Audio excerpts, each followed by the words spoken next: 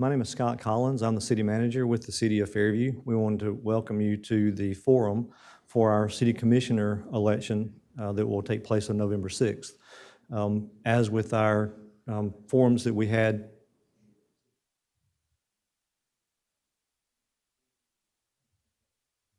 question number one, is there a ghost in Fairview City Hall?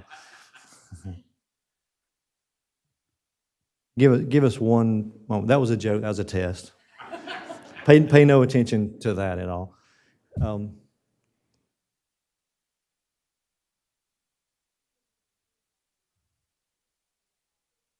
Okay. Let's try that again. My name is Scott Collins. I'm the city manager with the city of Fairview. We appreciate everyone coming out to the commissioner candidate forum. This is an important election, as all elections are for the city. The forum is intended to introduce the candidates to the community and have them express themselves to you so you can make an educated decision when it comes time to cast your vote. The forum is going to be moderated by Fairview High School. We'll have the students introduce themselves in just a few minutes, and they will run the forum for the entirety of the event tonight. So thank you again coming out, and if you get an opportunity at the end, thank our students for coming out and taking part in this, and they will also moderate the mayoral candidate forum 1 week from tonight. So we look forward to having them here for both nights and thank them in advance, and thank you again for coming out. So thank you again for attending this forum, and I'm glad to introduce you to one of our moderators for tonight, Elizabeth Boulay. And your other moderator this evening will be Cole King. So just a disclaimer, the City of Fairview does not endorse any candidates for the role of City Commissioner. The city is acting as a site host for this forum as a service to our citizens. Please silence any electronic devices. We request no outburst, comments, or applause from the crowd. This event is being televised live, recorded, and posted to YouTube for later viewing. The recorded voices can be difficult to understand when mixed with background noise. So each candidate will have 2 minutes to give a brief introduction about yourself and describe your interest in serving the Board of Commissioners. So tonight we have Mr. Shannon Crutcher and Mr. Wayne Hall. So we'll start off with the first question. You'll make your 2-minute remark, Mr. Crutcher. Thank you. First of all, I want to thank everyone for being here tonight. I want to thank Elizabeth and Cole for moderating this forum. As with all elections, this is obviously an important election, certainly for both Mr. Hall and I, but more importantly for the community. I've had the privilege of living in Fairview my entire life, which is 43 years. I'm a 1993 graduate of Fairview High School. After high school, I went to Trevecca Nazarene University. I graduated there with a Bachelor of Arts, and then went to law school at Nashville School of Law. While I was in Nashville School of Law, I went back to Trevecca to get a master's in business administration. I really was a glutton for punishment, so I decided to do 2 programs, all while working full-time during the day. So those were quite interesting years. Nonetheless, I was successful and finished my master's degree, and then the following year I graduated law school. Took the bar exam in 2009. In July of that year, after a bout with pneumonia, the most difficult time in my life, I can certainly say. Was successful in the first try, and I've practiced law here locally for the past 10 years. And when I say locally, I mean in the Middle Tennessee area. I primarily practice the area of family law, but do some other things as well, estate planning, criminal law, and that type of thing. I've had the privilege of serving as your city commissioner, or as one of your city commissioners for the past 4 years. It was an absolute honor to be elected 4 years ago and to serve. And there's certainly been a significant transition here in the city of Fairview during that time. And you know, I tell people often that the first 4 years you spend a lot of time learning about what's going on and really learning the lay of the land. And I really feel like that I can make a big difference in the next 4 years. So thank you. And Mr. Hall, if you'll do your introduction. Thank you, Elizabeth. Cole, appreciate y'all being in charge of the forum tonight. Thank all the citizens for coming out. Appreciate the City Hall handling the forum here today. Can y'all hear me? Is this better? Okay, thank you. I'm not used to these mics. Anyway, I've been back in Fairview since 1989. We lived here quite a bit off and on due to my dad being in the military. He was a 33-year vet of the Army. He was in the Korean War, the World War II, volunteered for Vietnam. Walter Reed turned him down because of an injury in the Korean War. So they sent him to Fort Jackson as a drill instructor. So I guess in some sense of the word, he was in 3 wars, so to speak. Unfortunately for us, and fortunately for us as a family, we were in a lot of different schools. We were here in Fairview, I think, 4 different times in between where he was being stationed or being sent to. We spent the most time here during the Korean War. That was when I was at Triangle School for that 3rd grade year. Then we were, after that, sent to Fort Campbell 4 different times. So New Providence School got to be one of my favorite schools through those years. But then we were back here in Fairview again, and I spent some of the freshman year at where the CRA is now. That quick already, huh? Got more to say than I thought I did. Thank you. Anyway, I am married to Barbara, 55 years. I have 2 daughters and 4 grandchildren. Thank you. This evening, we will ask each question to both candidates, and we will rotate the order in which the candidates will answer. You will have 90 seconds to answer each question with no rebuttal during the question. The first set of questions is focused on budget and finance. Please briefly explain your experience with preparing and authorizing budgets, Mr. Crutcher. Thank you. Well, certainly for the past 4 years, I have played an integral role in that part of being a city commissioner. Budgeting is something that we do. We start in the spring of each year, and usually it takes us right up until almost the beginning of the fiscal year in July to get the budget complete and passed with 2 readings. But it's certainly a team effort, and when I say a team effort, it's not just the commission that's involved in that process. It's the city manager, it's the department heads, and really the information that is collected from those individuals and brought back to us is what we use to budget with and from that information, which is very, very important because we need to know about things and needs that may come or that are on the horizon in any given department within the city. And that's largely what we've done. When I first got here 4 years ago and we started budgeting, I can tell you it was an absolute nightmare. We were in the middle of probably one of the worst financial crises that Fairview had ever faced. There was a point in my first year that we didn't know if we would make payroll due to the circumstances. And so we turned that around mostly through good budgeting and making smart decisions about how we budgeted for the year subsequent to that. And can you just tell me how much time do we have left when you raise your hand, just so I'll know? 15 seconds. Perfect. Thank you. And Mr. Hall, please briefly explain your experience with preparing and authorizing budgets. Thank you. As you well know, I served as city manager, and when I came in, the city was in, I'm not going to say bankrupt, but I don't like the word, but we were very low on funds, to the fact that the CFO from the previous administration told Tom Doherty and myself on her last afternoon of work with the city of Fairview that we might not make the next payroll. We had one covered, but we had one that was, she didn't know whether we'd collect enough funds to do so. We were left with $369 in the general fund that year, that particular time.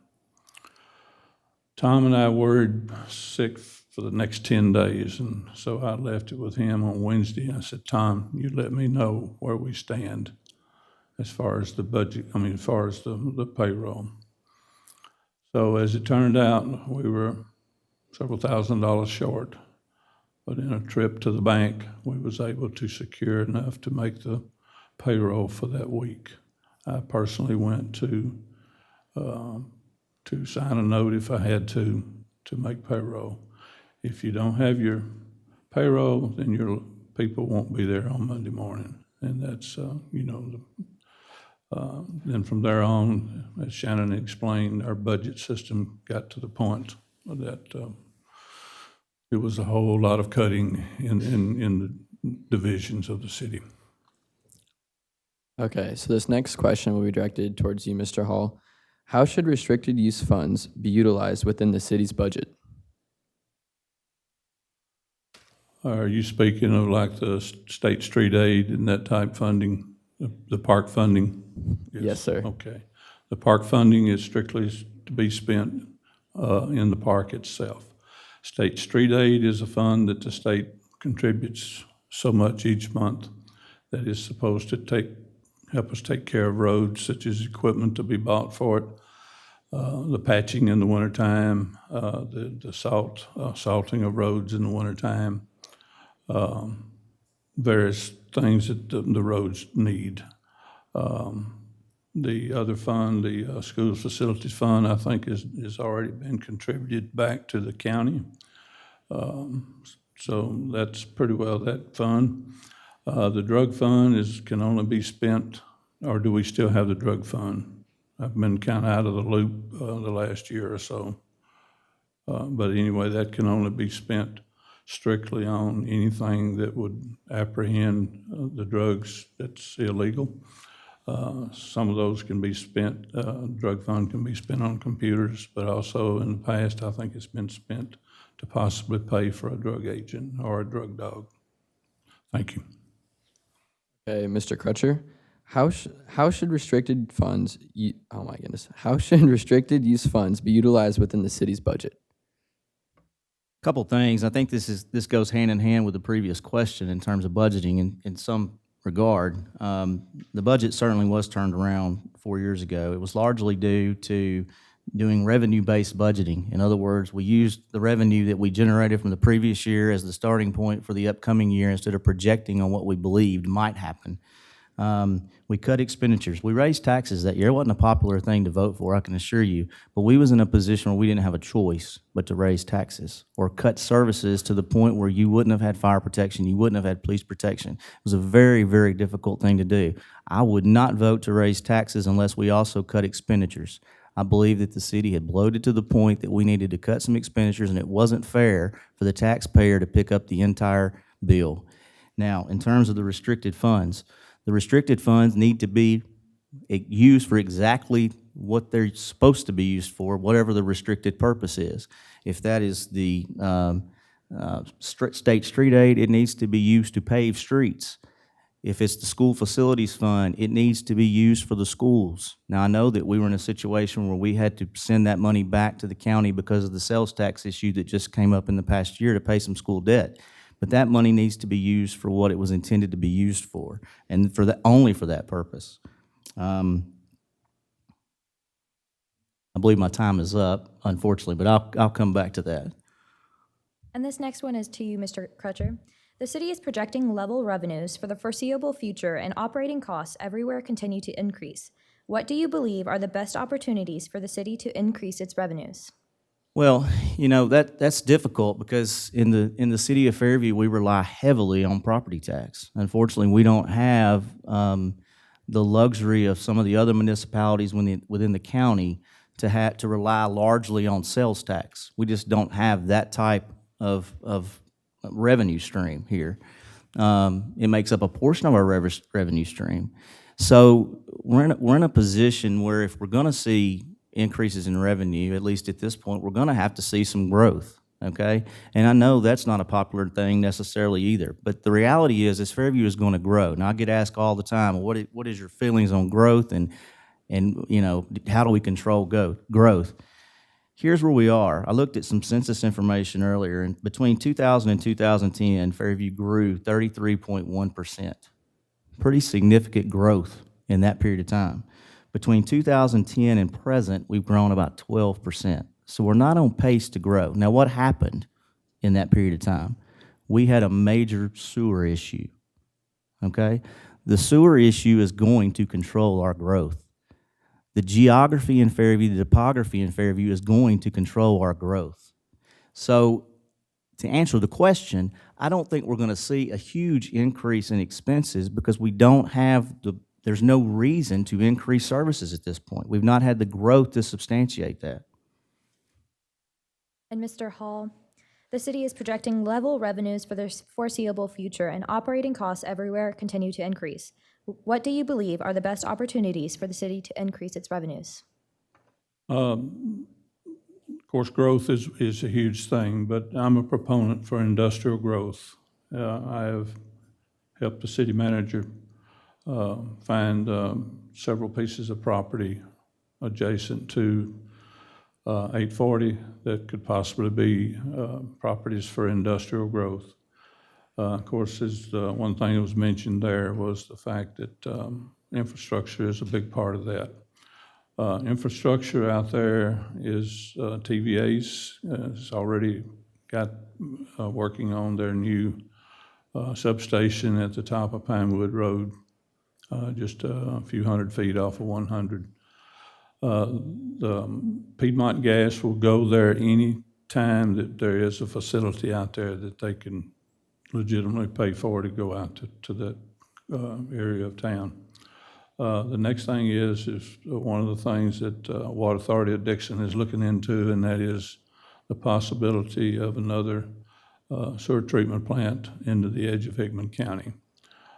Even though we're getting a little bit of an increase from improvement of the CCC road plant, it won't be enough to sustain us in the future.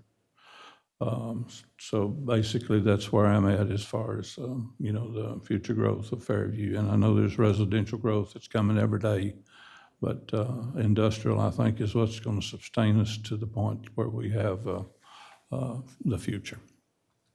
Okay, Mr. Hall, this next question is directed towards you. If the city had to make substantial cuts to its budget such that services were reduced, what area would you propose cutting first, and what area would you propose cutting last? That's a tough call there, because I think we need every service that we have here. Every service that we have here from police and fire has to be, that's public safety. Public Works is public safety within itself, because they're the crew that gets out and cuts up the trees that fall from storms, keep our roads safe during the winter time. And I think those are the very initial ones that we cannot cut there.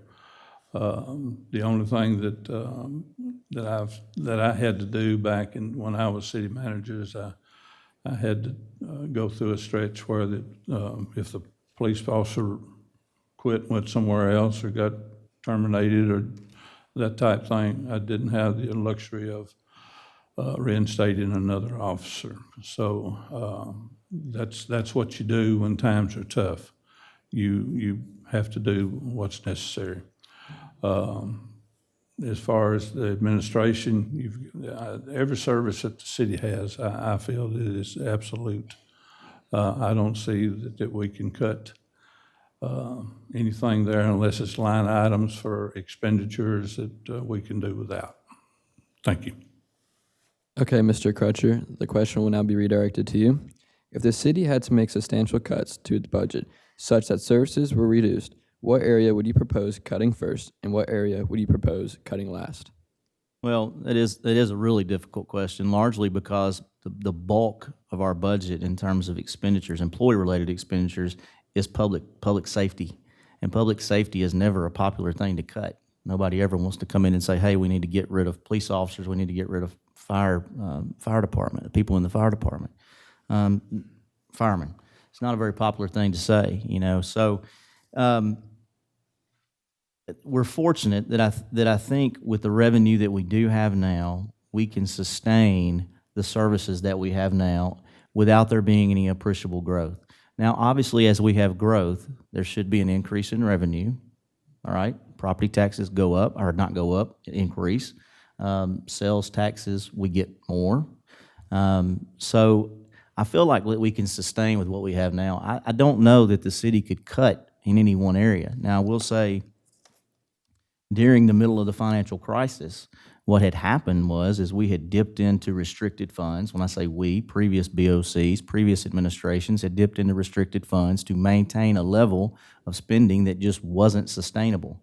And we had to make some tough decisions, and we had to cut on the employee-related side of things in addition to raising property taxes. And again, the only way I would vote to do the property tax increases is if we also tighten the belt on the employee-related side of things. We had a workforce that was working with literally nothing to work with. We had a bare bones budget to do anything. Mr. Crutcher, if new resources were available, what one area of city services would you feel most needs additional resources?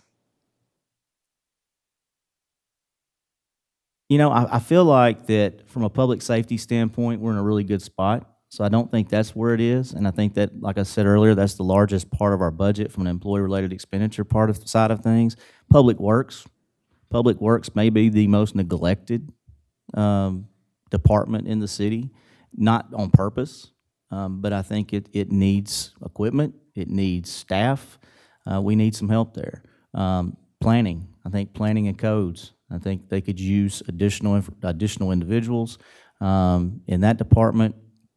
And especially if we see the type of growth that may be anticipated over time, because we've made some significant mistakes over the course of 20 or 30 years in that department in particular, with how subdivisions develop, with drainage issues, with roads. We can do better there, okay? Every time there's a large rain here, we get a call about the flooding. Well, you know, it's not just one large rain that has caused that, and it's not necessarily just the drainage that has caused that. It's issues that may be 2 miles up the street from you that caused that we didn't have the foresight to take care of when we should have taken care of it, okay? And that's what this administration and this BOC is working really, really hard to fix, because we want to get it right going forward. Mr. Hall, if new resources were available, what one area of city services would you feel most needs new additional resources? I agree with Commissioner Crutcher, or Vice Mayor Crutcher. Public Works has always been left behind. Those boys have worked so hard for so many years. And they're asked to do so many different things in this city. They maintain this building. If anything, like I said, goes wrong in a storm, they're out there. To me, that's the number one priority as far as that goes, because I think the fire department and police department are staffed real good. They've got good equipment. And I do agree with the planning department. They're in the need of an engineer, big time, for this city to help solve some of these drainage issues, because I have been out there in the middle of them.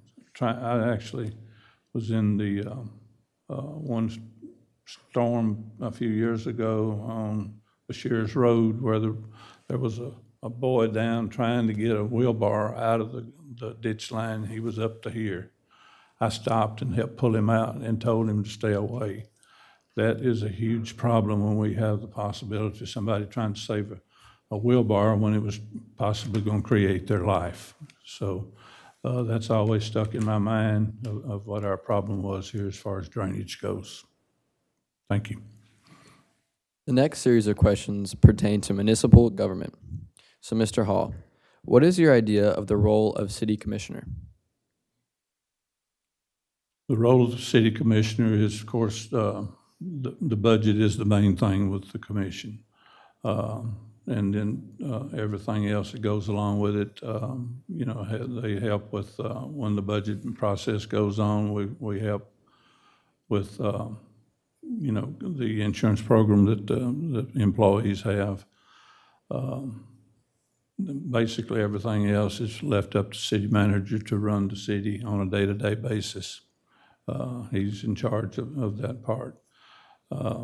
Then basically the Board of Commissioners is the legislative division of the city. they make the final call on any kind of ordinances and resolutions that are brought to them. Thank you. Mr. Crutcher, what is your idea of the role of city commissioner? Well, it's largely to act as a liaison between the citizenry as a whole and the administration. It is the legislative branch of municipal government. And I get asked all the time, what does a city commissioner actually do? We do a deal with the budget and approve the budget. Money that is spent over a certain amount, we have to approve. Contracts that are signed, we have to approve.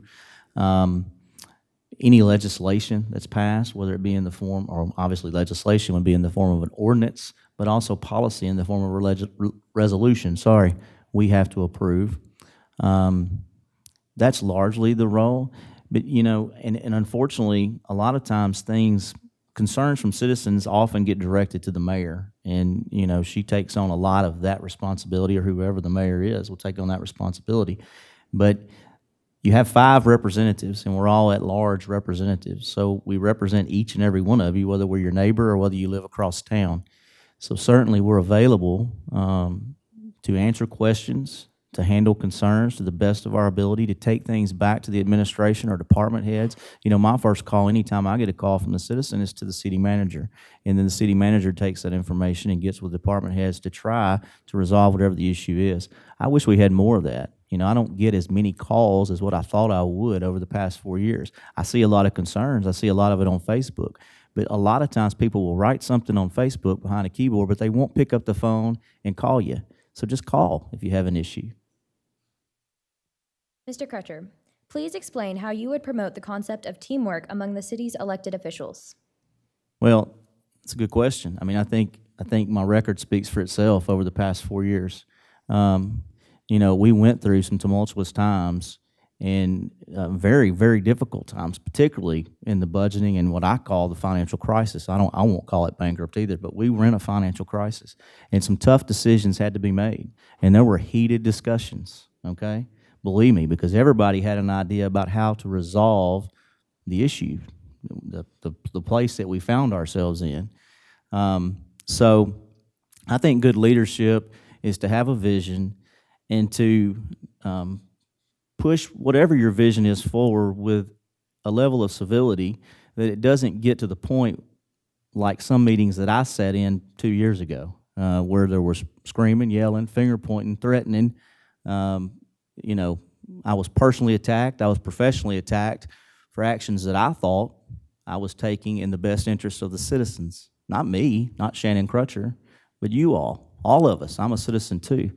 So I think I worked through that. The past 2 years, it has been an absolute pleasure to serve on this board. It has really changed with the last election. The group that we have now, I think we all have the same vision, and we're working together as a team. So. And Mr. Hall, how would you promote the concept of teamwork among the city's elected officials? Well, I'm going to go back to a few years ago regarding the Bowie Park. That's when I sat on the board with some others that had a little bit of difference of opinion, but as it turned out, the teamwork eventually came up to the front. If y'all remember, we were accused of selling a big 65-acre chunk of the park, which was never on my mind. And then there was another stretch of about 13 acres, which was not on my mind at the time, because I had talked to the developer of Bowie Commons at the time. And I just come out and asked him straight up, can you do the project without any of Bowie Park? And as it turned out, they could not, but they said they had to have approximately 6 acres, 5 point, I forget what the point of the acreage was. So in the times that come before us, I had asked for a legal opinion on how it would affect the park. But the citizens thought of it. I talked about it every day of my life through that stretch. Sat up till 2 or 3 o'clock in the morning during that stretch, reading the deed. But as it turned out, I expressed what I was going to do was make my motion to move forward with the conservation, the land trust easement that we do have now in the park. And so far now, the park cannot be touched by outside developers. Okay, Mr. Hall, what do you believe is the most effective way to garner support amongst the elected officials for an ordinance or resolution you would most like to move forward? Cole, would you repeat that again, please? Yes, sir.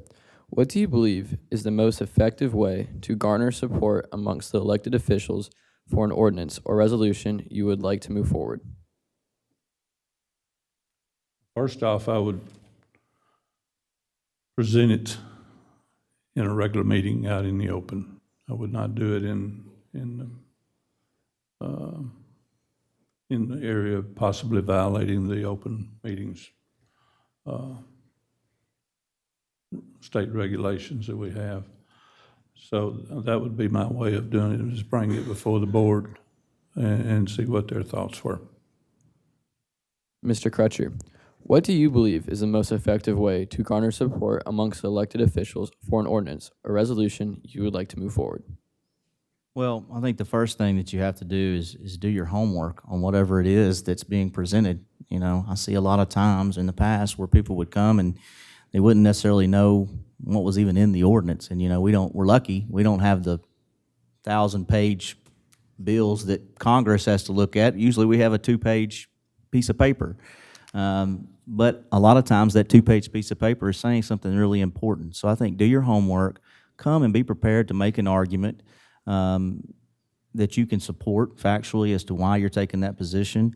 And, you know, we are somewhat in a position where we don't have the ability to communicate outside of a meeting, an open meeting, whether it be a workshop or an actual meeting. You know, interestingly, the state legislature, they can do that. Local municipalities and county governments can't, and that's for good reason, in fairness. But I think you have to do your homework, come and make a good argument for whatever the position is you're supporting to try to push that forward. You know, and if you have reasonable people listening and you make a good argument, I think you'll get whatever it is you're trying to have passed done. You know, largely talking about the conservation easement, that was passed. You know, certainly I'm sure there were commissioners that supported that, but that was passed because a ton of citizens got involved in that issue. A ton of citizens. You know, they were really, really upset that we were taking part of the park and putting a shopping center over here. Now, we all love Publix, don't get me wrong, but that passed because of citizens, not because of commissioners. Mr. Crutcher, how do you believe the mayor and commissioners can best help the city staff to accomplish the goals established by the elected officials and the community?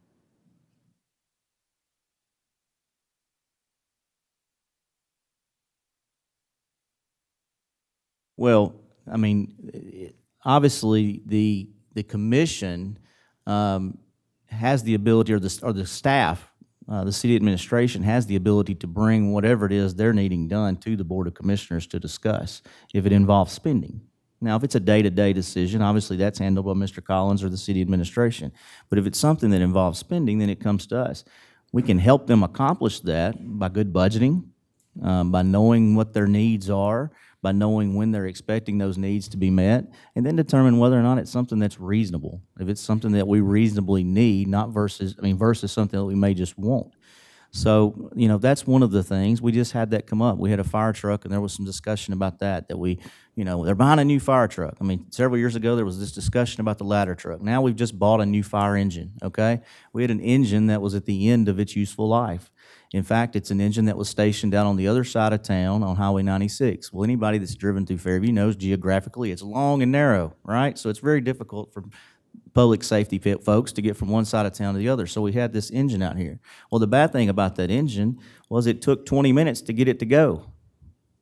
You know, by the time you got your air brakes juiced up, 20 minutes later. So we had to buy a new engine, okay? But we planned for it, we budgeted for it, we put it out to bid, and then we made a smart decision and purchased an engine for the fire department. And Mr. Hall, how do you believe the mayor and commissioners can best help the city staff to accomplish the goals established by the elected officials and community? Well, basically what Shannon was saying is, well, the commission helps fund their needs, and equipment is one of the needs, such as the fire truck, but the police cars have got to have the police cars, and then now I understand we got to have new radio system that's very expensive in the future. And that's a new 911 system. And that's probably going to be one of the hurdles that the next board is going to have to face. It's coming, and there's nothing we can do about it. And, part of what you have to do with the board is see to it that they've got the proper funding for the equipment that they need. Thank you. Mr. Hall, are you satisfied with the structure of the city's mayor/commission and the election process, or are there areas you would consider changing?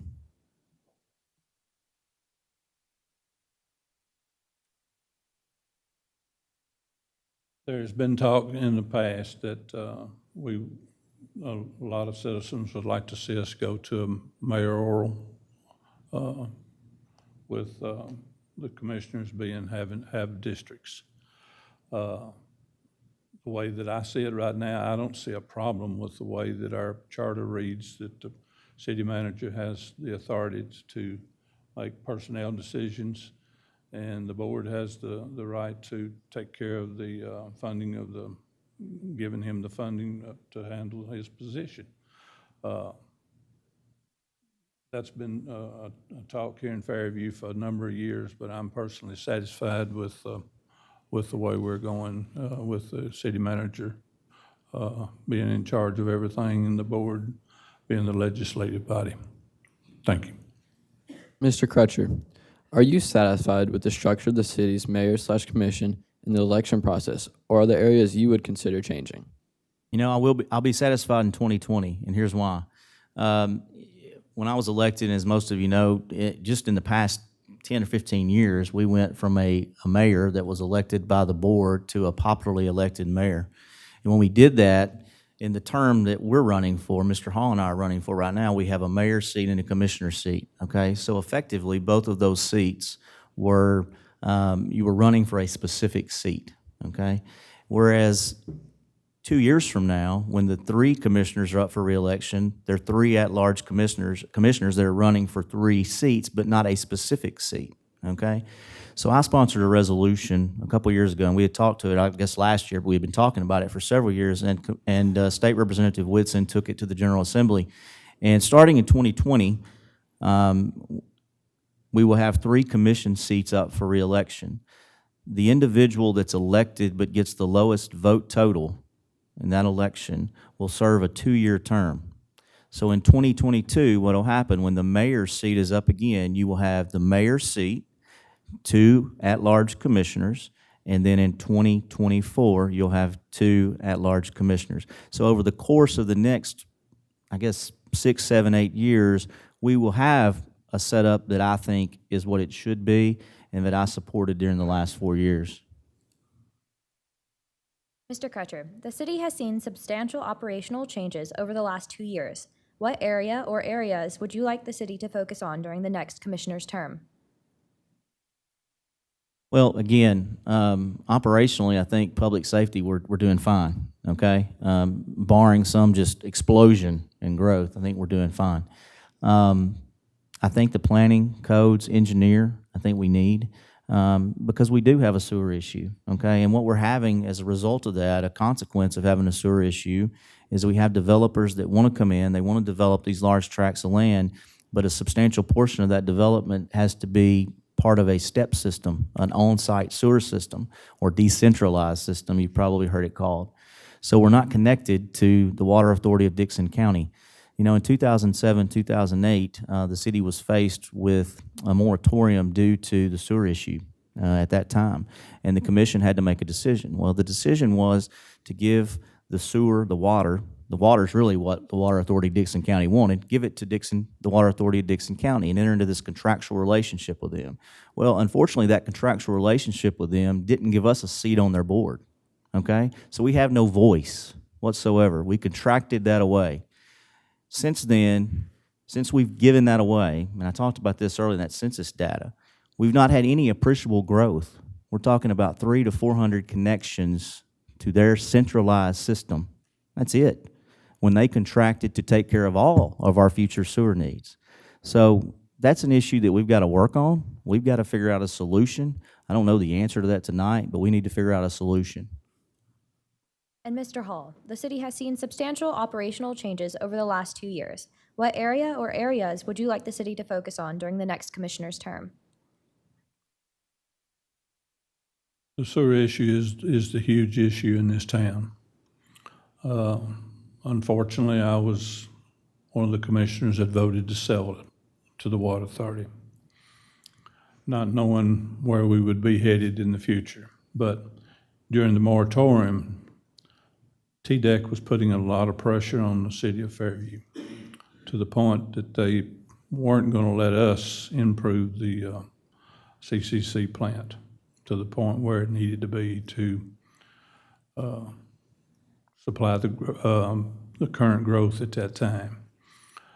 And when the contract came about, we were promised 725 taps to supply Brownland Farms, which I'm sure if you've been in Fairview a long time, Brownland Farms was a huge issue in its day.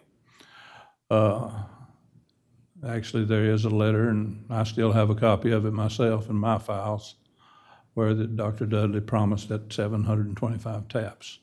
But basically, they wanted the water revenue, but they also wanted the $4 million that the city had built up through the years. That was to put a new sewer pipeline through Fairview to their Jones Creek plant. Well, that created several other problems because we're 8-inch pipe on one side, 6-inch under the interstate, and then an 8-inch on the other side, so you've got a bottleneck. So that's the huge issue in this town right now, is what can be done with the sewer system in the future. Okay, Mr. Hall. Much has been made of legal claims against the city over the last 3 years. To what do you attribute this, and what would you propose to reverse the trend?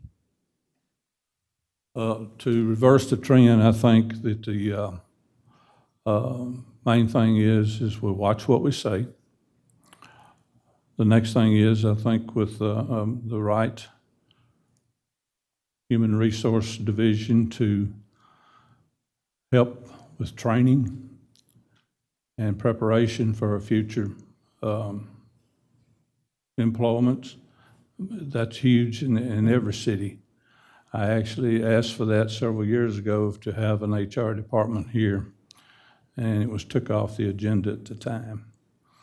But I still feel that that's the huge thing that we need here to help cut down on the litigation is we start with our own risk management, so to speak, and do our own thing with our own HR department to have training for all of our employees. Thank you. Mr. Crutcher, the question now directed at you. Much has been made of legal claims against the city over the last 3 years. To what do you attribute this, and what would you propose to reverse the trend? Yeah, first, good legal representation, which we have now. I think we received some very, very poor advice during that period of time, both the Board of Commissioners and the administration, in fairness. Litigation, I guess I'm somewhat callous or immune to the effect of litigation because I happen to be an attorney. And I know that that's just a process that sometimes just happens, and you have to go through the process. And at the end of that process, oftentimes things are better than they were at the beginning of that process, okay? I will say this. One thing the old city attorney used to say is there's cities that have been sued and cities that will be sued, and I agree with him on that. And unfortunately, we're just at a time in our history where we're in the middle of that. We're in the middle of change, and I think litigation is a result or consequence of that change. We went from an old way of doing business, largely really unknown to the citizenry at large, because a lot of times people just didn't pay attention. We didn't have social media 15, 20 years ago. We didn't have the type of interest in government that we have now. Now people are paying attention, okay? So in that change, that transition from the old way of doing business to the new way of doing business, you have individuals that they don't want to see that change, okay? They don't want to see that change, and they're going to resist that change.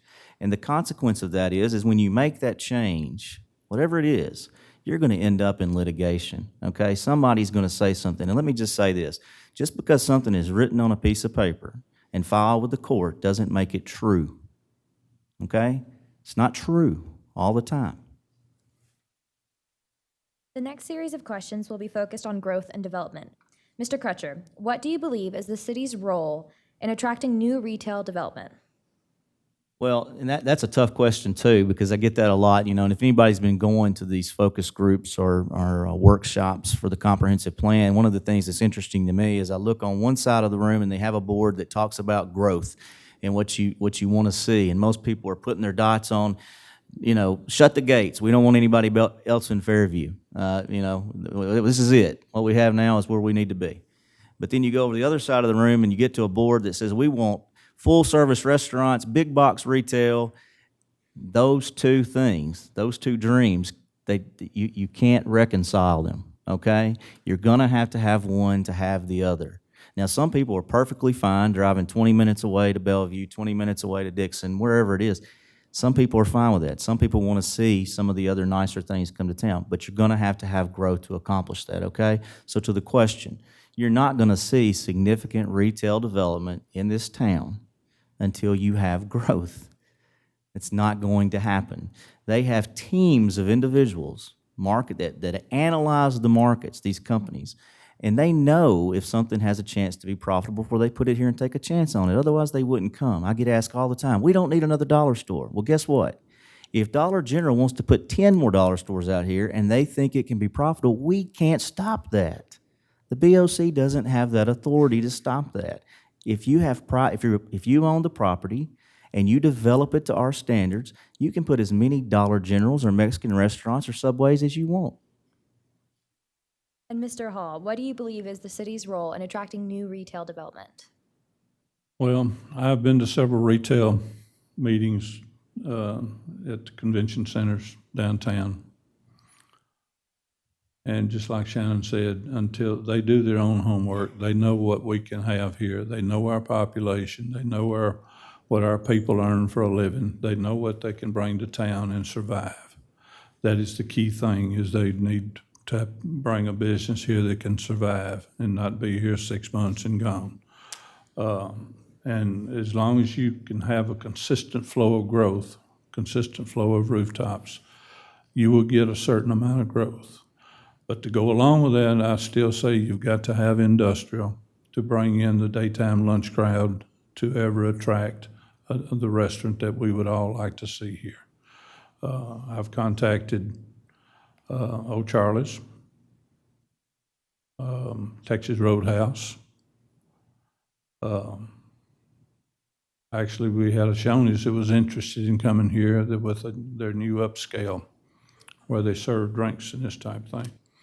I've contacted everybody that I know to bring retail growth to this town. But it's going to take rooftop growth and industrial growth to bring them both here. Thank you. Okay, Mr. Hall, do you believe Fairview's residential growth is currently too fast, too slow, or somewhere in the middle? So, why do you believe that, or whatever stance you take? Well, it was going real good there for a while, and the reason for that was the new educational tax that the county put on development. A lot of the developers were buying building permits, 10, 15 at a time, so that they could get ahead of that time limit when it was coming in, that the increase of the tax of the building permit was going up. So basically that was pretty good growth through that stretch. We had a lot of building permits. We had several dollars in the building permit account, but then it slowed up. Once that got in effect, it slowed growth back up. So I think it's probably at a steady pace right now. I hadn't seen any numbers on it in the last few months, but I think that's been one of the things that slowed growth here lately. Thank you. Mr. Crutcher, do you believe Fairview's residential growth is too fast, too slow, or something in the middle? And why do you believe this? Yeah, I think it's something in the middle. Well, you know what? I'm leaning towards almost too slow, too, in a way. And, for all the reasons we've already talked about, the retail development and the other types of things. Now, if you're not on that side of the fence, if you're over here and you think we should close the gates, then we obviously have a difference in opinion because, I've lived here 43 years and I've seen some significant growth during that time, some substantial growth. So I think we're on the about right to the low side, and it's largely due, and the reasons why is it's largely due to, like I said, the geography of Fairview, the topography of Fairview, the sewer issue. I think that has stunted Fairview's growth to some extent. Maybe that's not a bad thing, and I'll tell you why I think it's not a bad thing, because the city over a course of 25, 30 years has, in my opinion, neglected infrastructural type issues that now we have a chance to try to catch up some before we do see a boom in growth. So I think it's important that we continue to grow at the rate. We could use a little more, we could, but we need to catch up on some other things. We need to catch up on infrastructure, roads. Roads hadn't been paved in a long time. We've started doing that a couple years ago, and we've seen some significant improvements. We have drainage issues. We have issues that we need to catch up on as a city before we do see significant growth. Mr. Crutcher, in your opinion, do you believe the city should focus more on residential development or retail development, and why? Well, again, same type of question. I mean, it's until we have residential development, we're not going to have the retail development. Not the type of retail development that I think that generally the population is looking for. And that's all information that I gleaned from the focus groups and the meetings that we've done on the comprehensive plan. I think you're going to have residential growth, and I think that needs to be the focus. I think fixing the sewer issue is key. Now, I don't know whether that means that we're diplomatic with the Water Authority of Dixon County to try to get movement there. And there's been movement in the past 2 or 3 years. There has. They've made some improvements out to the CCC Road plant that will increase capacity to some extent, but that's really a short-term fix still. So we've got to find some way to fix that issue. Okay. Again, I don't know. I don't know whether that's to sit down at the table with them and try to get representation on their board to renegotiate the contract. I don't know what the answer is just yet. But I think until we get that fixed, we're not going to see the residential growth. And unless we see the residential growth, we're honestly not going to see either industrial growth or commercial retail growth. And the reason why is until you have more people here that can create a workforce, you're not going to have a substantial amount of industry want to come here. Okay, so you're going to get some small industrial type things, but we need to have residential growth to accomplish either of the other two, in my opinion. And Mr. Hall, in your opinion, do you believe the city should focus more on residential development or retail development, and why? Well, the residential is, I'm not certain of the recent movement in residential. I see a few subdivisions since I left the city employment. But to know how many actual subdivisions we have out there, I don't know, but that is residential growth. But I'm not sure whether retail is hunting these 250 lot subdivisions or the 40 lot subdivisions. Personally, I'd rather see the 40 lot subdivisions scattered around to where we don't have them all backed up to one another. But it is what it is.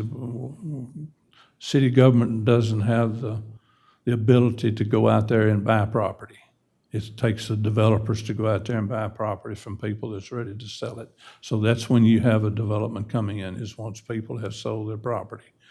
But it is going to take rooftops to get the retail here. And it's also going to take for industry, it's also going to take a workforce. You got to have a workforce in order to bring an industry here. So they both are going to work hand in hand. Once you get a good industry in here, then you get the workforce to go along with that, and then the rooftops will take care of itself from there. Thank you. Again, back to you, Mr. Hall. Much of the city's growth and development is governed by the city's planning commission.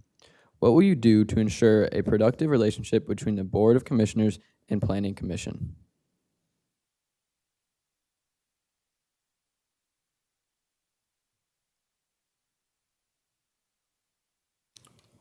We have a 9-member board, planning board.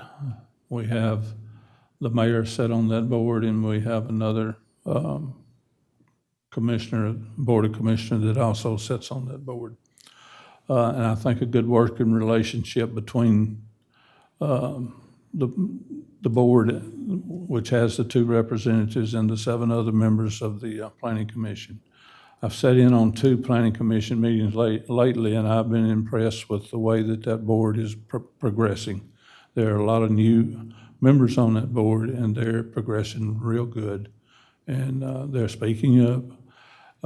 One other thing I would like to always advise is if you've got a project before you, go look at it. Don't just look at it on paper. Go look at it at the site itself. That gives you an idea of where the land is, how it rolls, whether it's terraced or whether you think it's going to be water problems. You can tell a lot from eyesight. That's how I started with the Planning Commission, is I prided myself in looking at every project except one.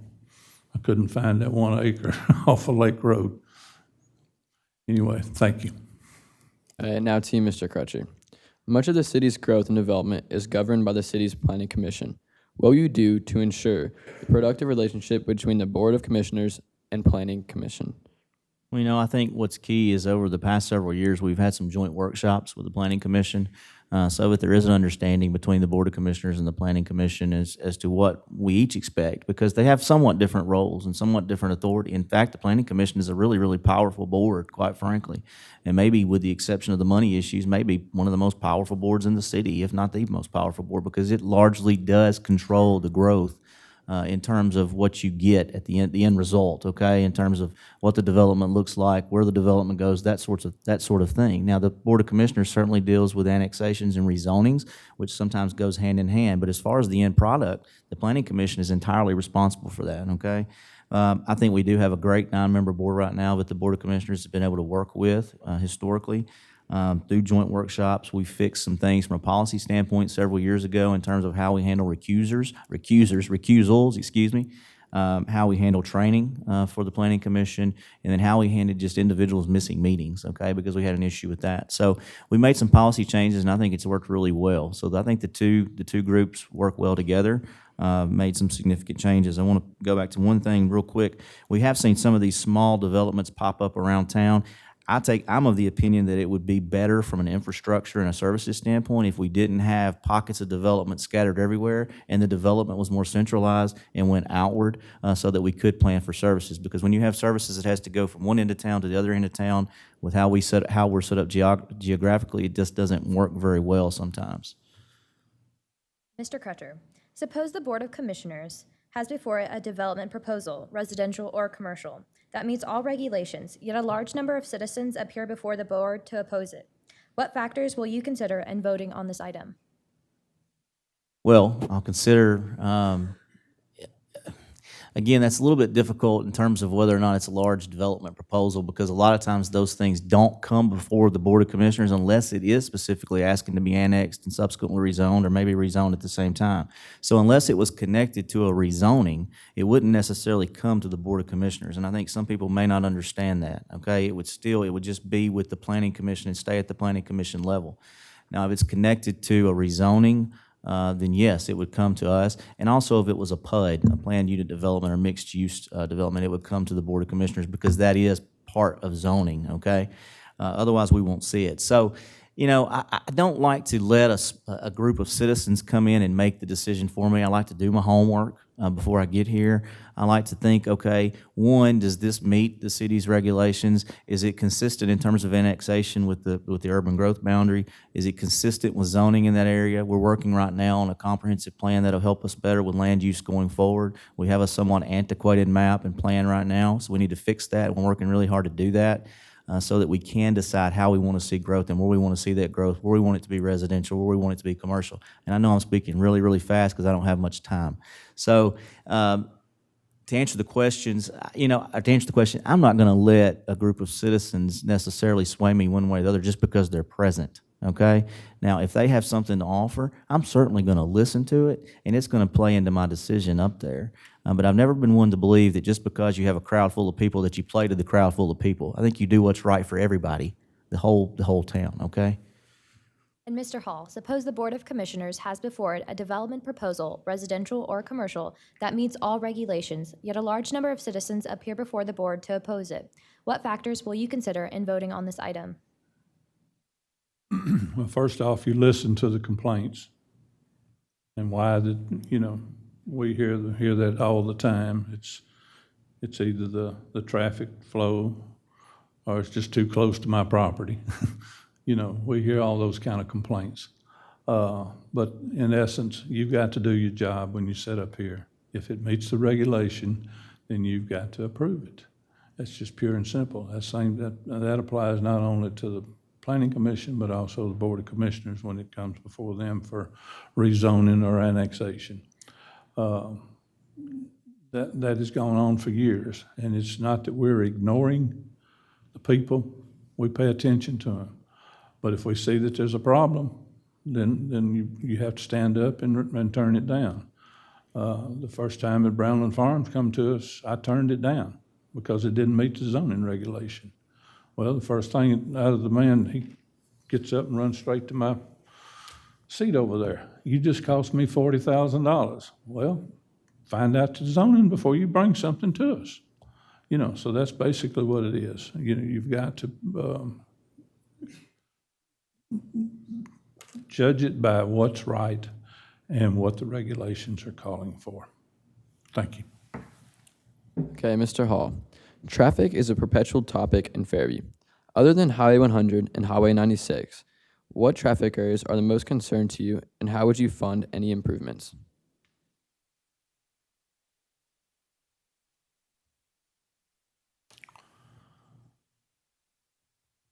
Cumberland Drive is one right now because of the school zone. City manager's already got some sort of our FAST Act money, I think, has gone to help improve that area, and I think I've seen some surveyors out there. And the state is taking the biggest chunk of that and spending that. I don't know what our cost is going to be just yet. But that's been one of the main problems is Cumberland and Crowcut for a number of years, primarily because of the school zones. You got 3 schools right there, your middle, your elementary, and your high school. The other road is that I consider needing something done. I'm gonna take them in my order that I always thought. Chester Road's got to have something done. Don't know how we'll ever fund it because it's gonna cost millions of dollars to do what needs to be done. Horn Tavern is another one that needs, even though luckily they've got some paving done here recently. Old Nashville is another one, not as bad as those two are. And I would say the one that I live off of should be fourth in line because I think it'll last a little longer. That's Old Franklin. But I'm sure the way to fund it is going to be a bond issue because I don't think the city's ever going to collect enough money with building permits and excess sales tax fund to pave what needs to be paved and improve this with shoulders and sidewalks, et cetera. Thank you. Mr. Shannon, traffic is a perpetual topic in Fairview. Other than Highway 100 and Highway 96, what traffic areas are the most concerned to you, and how would you fund any improvements?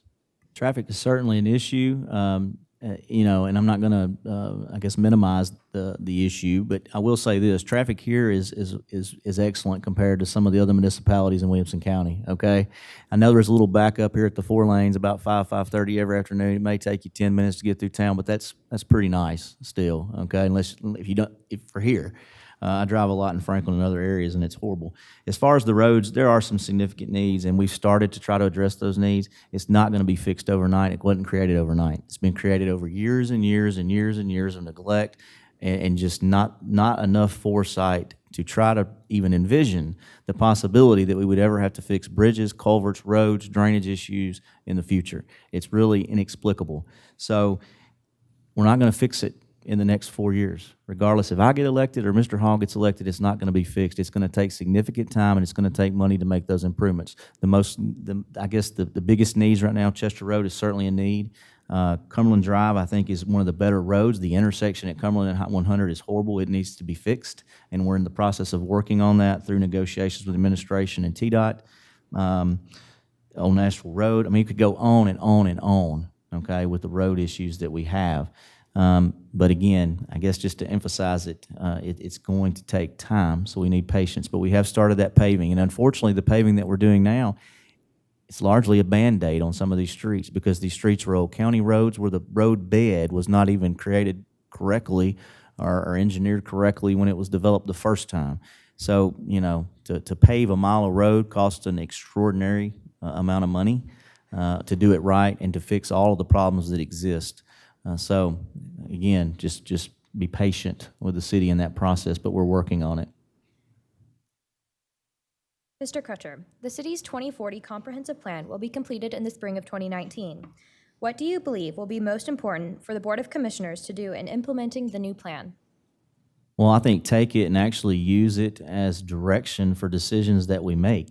You know, there was a 2020 comprehensive plan, and I think it was completed and then put on a shelf, and it's collected dust since it was created. So I think we're going to have to use it. You know, it's not chiseled in stone by any stretch of the imagination, but I think we're going to have to go to it, refer to it, look at it when we make annexation decisions, when we make zoning decisions. We're going to have to use it, okay?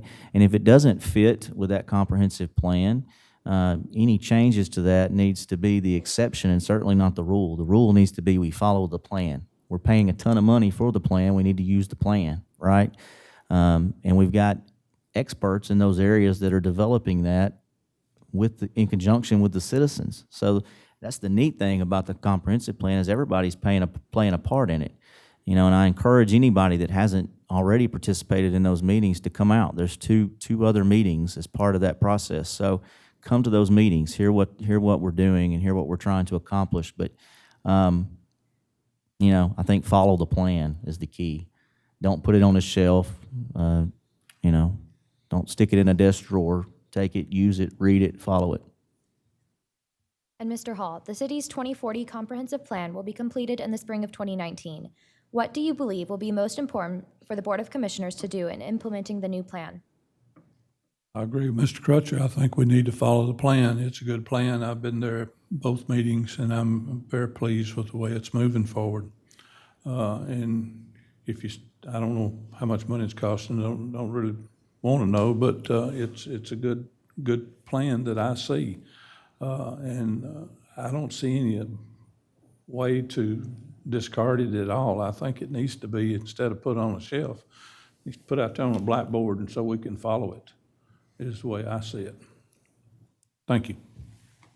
Okay, again, to Mr. Hall. What would you propose to improve recreational opportunities in Fairview, and how would you fund any improvements?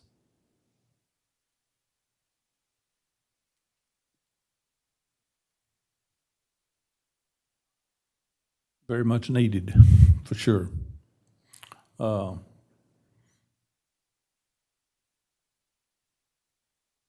think that there should be some part of the budget that should set aside each year that would help create better facilities that we have. Right now, we're having to depend more on the county for the facilities. I've just noticed recently out there at the rec center that they've resided the soccer field, which looks great. We have 9 acres over in the Elrod property. We have no infrastructure out there. If we could ever find a way to fund that area right there to make it where it be city park with maybe a soccer facility, football fields, maybe even swimming pools of our own rather than the county. But that's going to be a huge undertaking. But it is good property. The topography of it's probably the best in town. But it would be a huge undertaking. But it is, the land is there. The county wouldn't help us out with it years ago, so they deeded it back to us. So, thank you. Now the question is directed to you, Mr. Crutcher. What would you propose to improve recreational opportunities in Fairview, and how would you fund any improvements? Well, I think the key is to partner with other groups that are already doing that and doing it well. Williamson County Parks and Rec, for one, I think the city can partner with them. We have in the past year. In the past year, we were in a position over the course of the last 2 fiscal years. We were fortunate enough to be able to make 2 separate donations in each of the fiscal years of $25,000 to Williamson County Parks and Rec. Commissioner Burks, I believe, was the commissioner that went with the city manager to the county commission to present that check. I think they were somewhat shocked that we did that. We haven't done that in the past. With that money, we made some significant improvements to the ballpark this year, okay? That ballpark is used by the Fairview Recreation Association for baseball, softball. It's used by the Titans in the fall for football. We've got the Fairview Soccer Association that we partnered with to some extent, not necessarily on the side job, but they were able to accomplish some things there. So I think partnerships is the key to that. Unfortunately, for municipalities and governments, recreation is often a losing proposition. You don't really ever make any money off parks, and sometimes it's really, really hard to fund those types of activities. So partnerships is the key. We was fortunate enough this past year to make some significant donations to the schools from the schools fund. We've had a new press box at the high school that we worked really hard to get done. I think we need to make developers sharing some of these costs in the future. There was talk about Brownland Farms, and they donated some land. That's great, but if we don't have the money to develop it and maintain it, it's really no good to us. So I think we need to have them sharing some of those costs. We've been horrible negotiators in the past. We need to be better negotiators with these developers when they're wanting a set zoning for something. The final series of questions will be about the platform and role of a commissioner. Mr. Crutcher, if elected, what can the community depend on to be your goals and objectives during your term as city commissioner? Well, my goals are to keep moving the city forward. I think 4 years ago, we were in a dark place. We were at a crossroads. I've said that over and over and over. It's to keep moving the city forward and to move it forward in a way that we use common sense in policy, we use common sense in legislation, we use common sense in day-to-day decisions. And I don't know that we always did that. I think there were individual interests that were involved largely in decisions in the past. We've moved away from that, okay? Those days are over. It's not going to happen anymore. Not under my watch on this board. It's not going to happen. Okay, I don't have anything to gain by being your representative on this board other than to represent you to the best of my ability with the skill set that I have. That's my goal, to do it every time that I come here, to make good decisions for you, not for Shannon Crutcher, not me, you. So, I think that's the biggest goal and objective, to keep moving us forward. 4 years ago, I was elected. Like I said earlier, largely it was a learning curve for the first couple of years. I've worked really hard. And I think the next 4 years I can make some significant impacts on the city going forward. And I intend on doing that if I'm reelected. Mr. Hall, if elected, what can the community depend on to be your goals and objectives during your term as city commissioner? To move the city forward with growth. I have a lot of contacts with the state, TDOT, TDEC, et cetera, and as well as with the comptroller's office to move things forward in a positive way.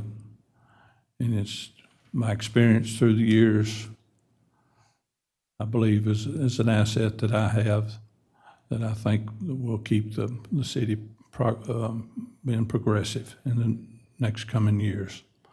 I know some people have asked me about my age, but I still feel young.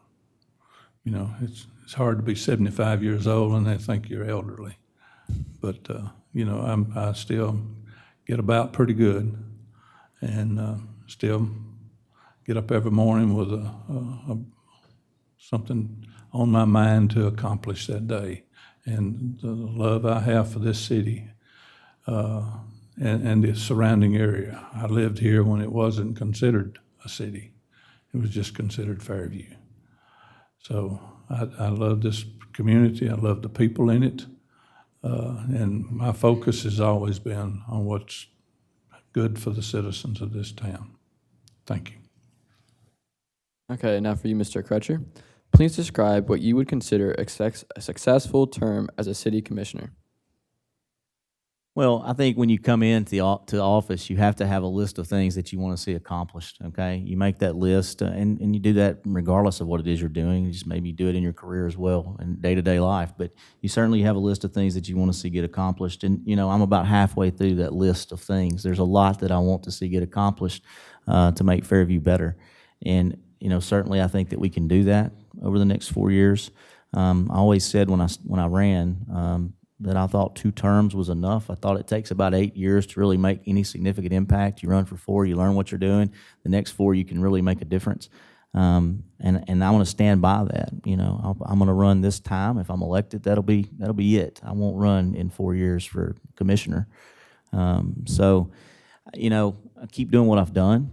I think if you believe in something, you believe in, you want to make a change, and you come and you fight hard enough, and you're willing to share your ideas, regardless of what some other individual might think, regardless of what they say, and you keep fighting for it, then you can make an impact and you can make a change. And I think that's what we've done over the past 4 years here. Okay, now Mr. Hall, please describe what you would consider a successful term as city commissioner. When I was off the commission in 2008, a few months before, when I walked out this door here, and we had a conservation easement and a land trust easement on our Bowie Nature Park. That was my goal, that term, was to get that settled, because it was always a huge problem with everybody in town. Don't sell it. We need to do this. We need a golf course. We need 5-acre state lots around it. I heard that for so many years that I couldn't stand it any longer until I got the commissioners to vote in that direction. That was one of the best things that happened during my term that year. There was other things that happened, but as you well know, what we were faced with we had one anchor, so to speak. We had Food Lion, we had McDonald's. But until Publix come, we really didn't have an anchor for this town. And if we hadn't had Publix, I don't think we would have ever had a Walmart. So that's the reason that I think that led to all of this retail we have over here. And that's and I know if there's any of y'all lived here as long as I have and know what 100 Highway looked like at Chester Road, we do have something that looks a lot better down there now than it did then. Thank you. All right. Thank you guys, Mr. Crutcher and Mr. Hall, for cooperating and being considerate with each other and with your remarks. Now, each candidate will have 3 minutes to conclude this evening with closing remarks about their campaign platform and vision for Fairview. So, Mr. Crutcher, can you please take us off? Thank you.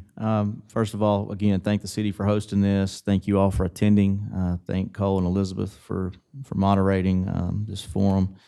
It's always a good opportunity to come and see folks and sort of tell or give your ideas about the city. I left some folks out earlier that I need to mention, or else I'll be in trouble. When I was talking about myself, my wife, I'm married, Amanda, my son Ashton and Jaden are here as well. If I didn't mention them, I'd be in trouble when I got home. So, and we have a dog, Briar, too. It's been an absolute privilege to serve for the past 4 years. I do think that we're in a different place, and you may not necessarily see it out in the community. I mean, there may not have been any significant commercial development or anything like that, but there's been significant changes with how business is done in City Hall.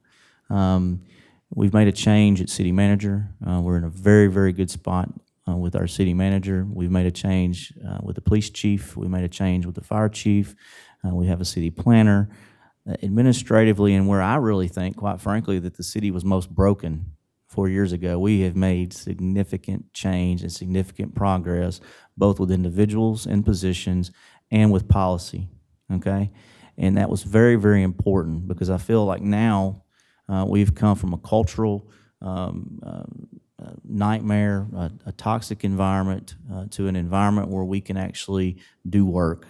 And that's what we're really focused on right now, is actually doing the work, getting past all the negativity that we faced for the first 2 years of my term, because we were in the process of making changes, and actually getting to do some work. You know, I want to say that we live, and we're fortunate to live in the greatest country on earth. We have the ability to go, and we have the ability to select our representatives. They're not forced upon us. And so I encourage each of you to go vote. Obviously, I think you're here, you'll vote, but encourage your neighbor to vote and exercise that freedom that I think a lot of times we take for granted, whether it be early voting or November 6th. And just remember that the individuals that had to sacrifice for us to have that freedom and to be able to participate in this process. You know, and if you've never put your name on a ballot, you have no idea what this is like, okay? A lot of people, they get on Facebook and they talk about what they want to see happen, and that's fine. But if you really want to see change, and if you really want to be a part of the change, get up here and get involved, get on one of these boards or commissions, put your name on the ballot. Mr. Hall and I have done that. Neither of us are political newcomers necessarily. I guess I may be a little newer than he is at this, but put your name on the ballot, put yourself out there, and try to make change, okay? Instead of just criticizing the people that you have elected to come up here and do a job. Thank you, Mr. Crutcher. Mr. Wayne Hall, you now have 3 minutes to have any closing remarks. Thank you for coming out tonight. Cole and Elizabeth, y'all have done a fantastic job. As I mentioned earlier, Barbara and I have been married 55 years. I have 2 daughters, 2 grandsons, and 2 granddaughters. And the good thing is that one of those daughters and grandsons they're twins. So they do a good job. They love their grandparents. And the one that I'm worried about right now is my granddaughter Reagan. She's in New York, living there. And she's going to acting school. And she's got another part-time job at Madison Square Garden with the troupe that the Rockettes tour with. So I don't know, maybe she's going after her career, but it's, you know, when you raise a grandchild, it's like raising your children.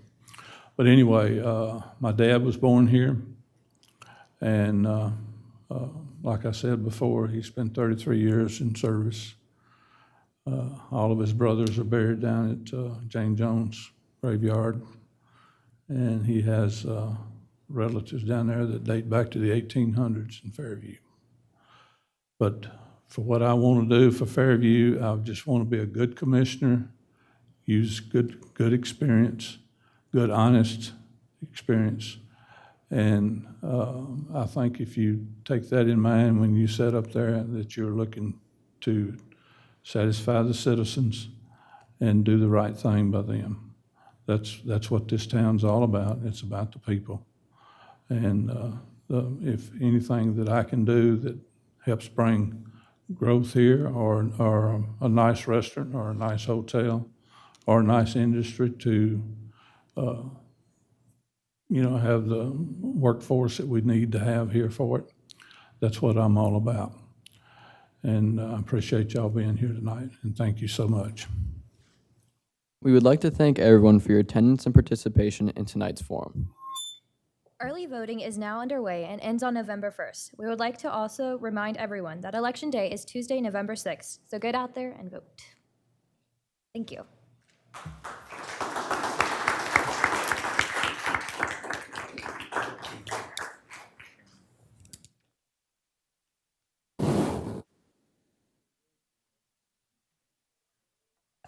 Yeah.